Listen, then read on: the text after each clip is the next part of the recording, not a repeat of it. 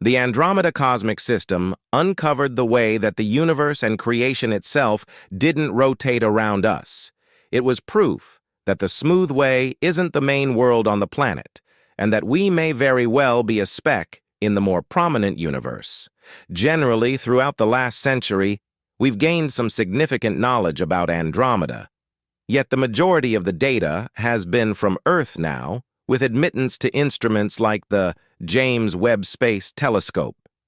Things are night and day different, it turns out. The Andromeda system isn't what we thought it was. Information from the James Webb Telescope has stunned the whole business. Go along with us as we welcome you every one of the subtleties on reality with regards to the Andromeda system, and the stunning truth about it that we didn't see coming for a whole century, a little more than 100 years back. The smooth way was generally considered a band of weak, wispy, whitish lights extending across the night sky.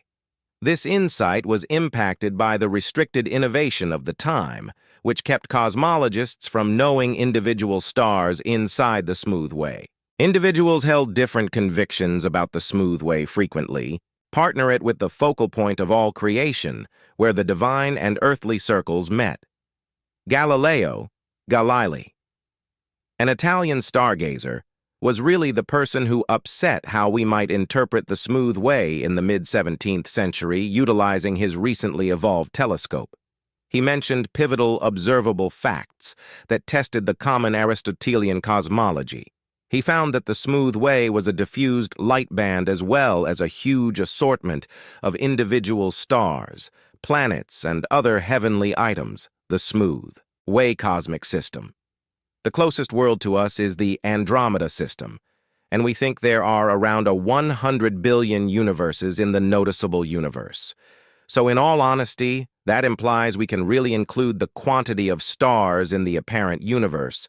Through his perceptions, Galileo showed that the smooth way was not at the focal point of the universe as recently accepted, yet rather a huge territory of stars dispersed all through space.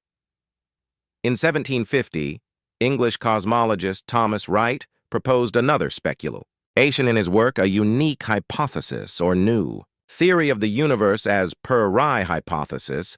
The smooth way was not an irregular dissemination of stars in space, but rather a totally level layer of stars. In addition to, he likewise proposed that a part of this tremendous design was our own nearby planet group. While Wright's speculation was a step in the right direction in understanding the construction of the smooth way, it was as yet restricted by the observational innovation accessible around. Then they generally still accepted that the smooth way was all there was to it, and taking into account the constraints that is to be expected. However, space science took significant jumps by the mid-1800s, and by the mid-1900s, things were changing quick during the 1920s. Edwin Hubble, an American stargazer, made an extraordinary revelation, utilizing the 100 in Hoare telescope at Mount Wilson. Observatory Hubble noticed far-off nebulae past the smooth way. Through the perceptions and examination of these items, he showed that they weren't very of the smooth way.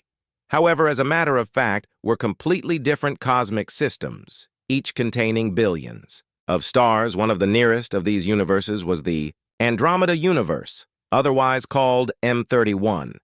It has a rich history of perceptions that goes back hundreds of years. One of the earliest known records of the divine item can be followed back to the 10th century, when the Persian cosmologist Abd Alaman al-Sufi portrayed it as a little cloud in star graphs. From that period, it was named as the little cloud, which would have to do with the way that when you look at it from Earth, it seems like it has a weak cloud surrounding it. The meaning of these perceptio lies in the way that Alfie had the option to distinguish this far-off enormous substance, without the assistance of adjustable instruments, depending entirely on his sharp visual perception, and perceptions he had the option to do that, since Andromeda is one of the main cosmic systems known to mankind that you can see from Earth's surface without requiring any unique instruments. All you truly need is to know precisely where to look, and you'll see it not too far off in the open sky. Sure, you can't meticulously describe the situation, however, you can in any case see that some different option from the typical stars is there. That is the reason it was only after 1612 that a more definite portrayal of the Andromeda world in light of adaptive perceptions was given by S. and Marius. His work turned out to be what established the groundwork for future cosmologists to concentrate on this huge, vast design. Later in 1764, the eminent French space expert Charles Moore-Chautic recorded the Andromeda universe as M31 in his notably Moore-Chautic Index, erroneously crediting its disclosure to Simon Marius, uninformed about Alphy's previous work, yet that doesn't imply that he did, and have a significant hand in putting Andromeda on the guide for very nearly 100 years. After this, stargazers all around the world were attempting to see increasingly more about this strange universe, each adding to the last one's discoveries. A critical jump in understanding the idea of the Andromeda system happened in 1864, when the English space expert William Huggins mentioned a historic, observable fact. He concentrated on the range of Andromeda and seen that it was not the same as that of a common vaporous cloud that prepared for the world to truly get to know Andromeda for what it truly is. While it's a ton, the Andromeda system has a mass assessed to be somewhere in the range of 1 and 2 trillion times that of our Sun. A gigantic, grandiose construction simply ends up living generally near us. In the boundlessness of room in all the exploration directed up to this point, researchers accept that Andromeda is around 10 billion years of age, making it very old. In vast terms, its age indicates a long and perplexing history of development and development. One of the fascinating parts of Andromeda's starting point is the speculation that it appeared through the converging of a few more modest proto-worlds. This proposes that north of billions of years, more modest cosmic elements steadily met up under the power of gravity to frame the magnificent Andromeda system we see today. Such cosmic consolidations are normal events in the universe, molding the development and construction of universes. However, everything occurs so sluggishly that you can't really witness it until significant headway has been made for quit.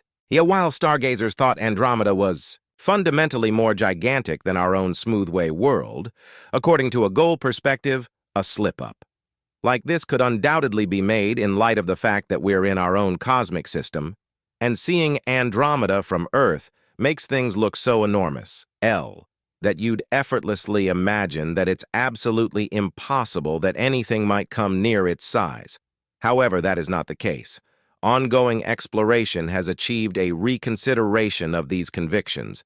New discoveries have driven researchers to fairly diminish their gauge of Andromeda's mass while at the same time expanding the mass credited to our smoothway. The Andromeda universe's actual aspects, however, are what stargazers thoroughly settle on.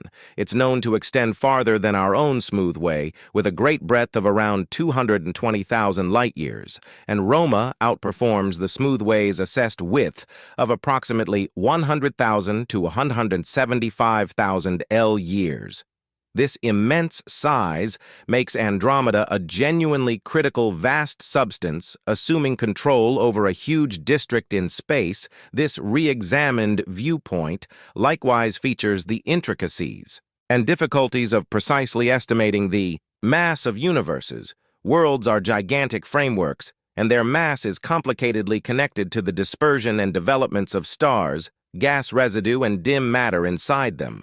Pinpointing these qualities exactly is a requesting task that requires refined observational procedures and fastidious examination, so it could never have conceivably been finished during the 1700s or even during the 1800s. This kind of information required present-day instruments, which is the reason the fact of the MATI is simply becoming exposed now, despite the fact that by a wide margin, one of the most captivating highlights of the Andromeda system is its dynamic cosmic core, AGN. The dynamic cosmic core, famously known as AG, is an exceptionally vivacious district at the focal point of a universe. It is portrayed by extreme outflows across different frequencies, from radio waves to X-beams. AGN are controlled by the presence of a very huge dark opening at the core of the world. These very monstrous dark openings are unbelievably thick locals in space where a colossal measure of mass is concentrated inside a tiny volume, when cosmologists notice the dynamic cosmic core utilizing progressed telescopes, like the Hubble Space Telescope. They notice an exceptionally fascinating peculiarity. The AG seems to have two places of fixation importance. There are two particular districts where light and different types of radiation are exuding more seriously than in the encompassing regions. The more brilliant focus is the second mark of center, which is only somewhat off the genuine cosmic focus. Inside this region lies the very gigantic dark opening. The mass of this dark opening has been assessed to be between 1 to 2. 3 duplicated by 10, the of 8 sun-oriented masses, which implies it weighs roughly 110 to 230 million-fold, the amount of, as our sun, very huge dark openings are accepted to be normal in the focuses of worlds, including our own smooth way. Subsequently, they assume a vital part in the development and elements of universes when matter, for example, gas and stars, gets excessively near. A very enormous dark opening, it shapes a growth circle around it. This plate of whirling material warms up and emanates a riot radiation across different frequencies, which is the reason the AGN is profoundly iridescent when stargazers notice the dynamic cosmic core of the Andromeda universe. They notice a more brilliant mark of focus close to the focal. Very huge dark opening. This component is a consequence of the special gravitational cooperations between the dark opening and the stars in its area. In the core of the Andromeda system, the very gigantic dark opening applies an enormously strong gravitational draw on encompassing stars, as these stars circle around. The dark opening they follow. Curved ways like planets circling the sun in our planetary group. At one point in their circular circles, stars come nearest to the dark opening, and this point is known as the Parhelion. At the Parhelion, the gravitational powers are at the most grounded. They can at any point be making the stars move at their most elevated speeds. This is the point at which the stars bundle up and turn out to be more amassed in space around the dark opening as they pack up the stars, discharge energy as radiatio, and including apparent light and different kinds of electromagnetic radiation. The expanded centralization of stars and the arrival of radiation make the more brilliant place of focus that space experts see in the cosmic center of Andromeda's AG. This particular component gives significant insights about the gravitational elements and associations between the very enormous dark opening and the encompassing stars, the Andromeda universe. Likewise has one more, really fascinating element. A wealth of globular bunches. These globular bunches are tight gatherings of stars that circle around the focal point of the system, similar to satellites rotating all over a world. Andromeda is assessed to hold on to around 460 of these thick and old bunches, each containing many thousands to millions of stars, that conformed to similar time. The staggering number of globular groups in Andromeda offers significant bits of knowledge into its enormous history and cooperations with more modest universes throughout billions of years. It proposes that Andromeda has been a functioning devourer of these more modest cosmic partners, a cycle known as cosmic barbarianism. As more modest worlds draw near, Andromeda's gravitational arrive at enormous powers, strip them of their stars and different parts.